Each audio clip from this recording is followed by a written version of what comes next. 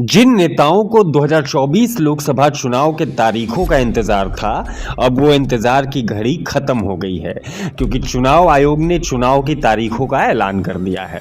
देखिए, 19 अप्रैल से 1 जून तक 7 चरणों में वोटिंग होगी और 4 जून को नतीजे आ जाएंगे।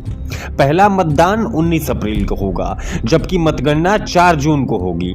मुख्य चुनाव आयुक्त ने कहा कि हमारे पास 1,82,00,000 युवा वोटर्स हैं जो कि इस बार मतदान करेंगे।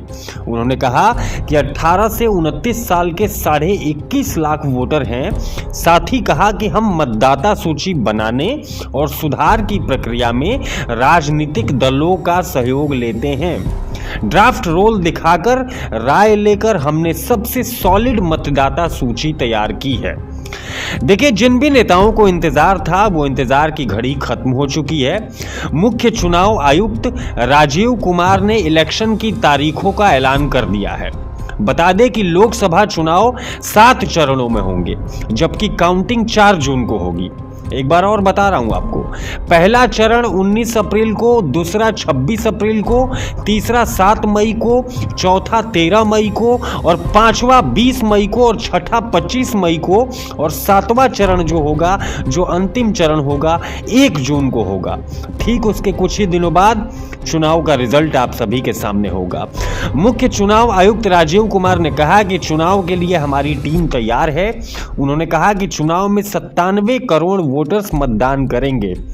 10,50,000 पोलिंग स्टेशन होंगे, जबकि 55 लाख ईवीएम का इस्तेमाल किया जाएगा। देखिए, मुख्य चुनाव आयुक्त ने कहा कि हिमालय से समुद्र तक और रेगिस्तान से बारिश करने वाले पूर्वोत्तर तक बूथों पर एक जैसी सुविधा होगी। 85 वर्ष से अधिक उम्र के सभी वोटर्स या दिव्यांग वोटर के घर फॉर्म भिजवाएंगे ताकि वो घर से वोट डाल सकें। अब भैया नरेंद्र मोदी जी ने क्या कहा है, मैं आपको बताता हूं। भाजपा एनडीए चुनाव के लिए पूरी तरह से तैयार है। इलेक्शन की तारीखों का ऐलान होने के बाद प्रधानमंत्री नरेंद्र मोदी ने कहा कि लोकतंत्र का सबसे बड़ा त्यौहार आ गया है। इलेक्शन कमीशन ने 2024 लोकसभा की चुनाव की तारीखों का ऐलान कर दिया है। हम भाजपा एनडीए चुनाव के लिए पूरी तरह से तैयार हैं। हम सभी क्षेत्रों में सुशासन के अपने ट्रैक रिकॉर्ड के आधार पर लोगों के पास जा रहे हैं।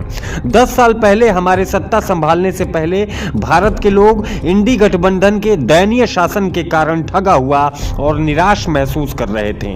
कोई भी क्षेत्र घोटालों और नीतिगत पंगुता से अछूता नहीं रहा है।